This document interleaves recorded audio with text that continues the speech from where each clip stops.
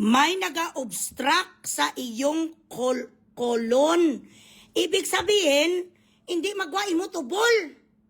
Nga amang kumatabon-tabon, bakit naman kita dapat i-cover? Putang ina ka. Hindi ka prinsipe. We are not a kingdom. You twisted our arms to vote for you with a promise that you're going to make rice 20 pesos per kilo. Bakit kailangan yun yung taguin sa amin bilat sing Iloy nyo January pa niyo? Nga dapat sang time na to, nung inoperahan kang sapat, kang unconscious ka, in-announce mo kag si Sara, nagtemporary na nga presidente.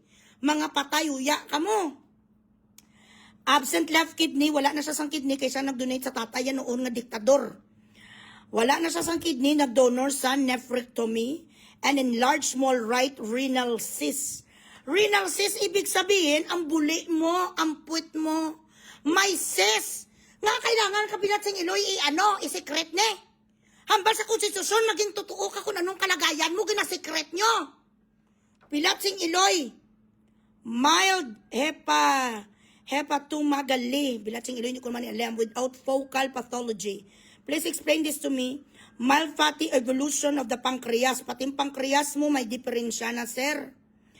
After atherosclerotic vascular disease, mild abdominal, aortic, and branch vessel calcifications. Hips changes no acute, blah, blah, blah, blah. Okay. Ang imo tubol, hindi magwa. 2024 pa. Nagnana ang yudiputa mo nga dito mo, ho. Kaya tama si Harry Roque. Nung sinabi niya may colostomy bag ka, kaya hindi maglabas dito sa puwit mo. Ang imo nga ernalo. Bilat sing Iloy kamo kabutigon mga yudiputa, gusto nila lagi secret. You cannot afford to hide this from the public. Then we will start to speculate. When we start to suspect, when we start to doubt, you bilat sing Iloy, mag-start na kami kutso-kutso, rumor has it. Mag-usap-usap na diputa sa Facebook, sabihin sa mga yudiputa, fake news. Paano naman kami bilat sing Iloy, hindi mag-speculate, be? You are tampering on our rights. You are tampering on our confidence. You are betraying our confidence. Tapos mambal daw mga gapa-abo-abo ang mga yudiputa. Ha? Ano masakit ni President? You never presented his medical condition in a proper manner. We deserve it. Hindi sa namin na amo. Huy, hindi ka naman prinsipe. Puta ka. You are not our master. You are not our king. Bakit ko kailangan respetuhin ang bilat sing Iloy nga kawatan?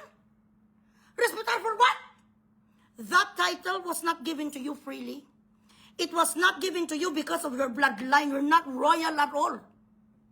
That title being the president, you twisted the arms of the Filipinos using VP Sara para ka maging presidente. Utang mo sa amon. Kung bakit ka ngayon may pangalan nga presidente, pangalan mo sa history. You owe us. Wala kami si mo, yak utang na loob, bilat sing Iloy nga marespeto ko si mo. Hindi mo gani di puta mapanalo, bilat sing Iloy kung ikaw lang. Ang presidential race, lumuhod kayo kay BP Sara.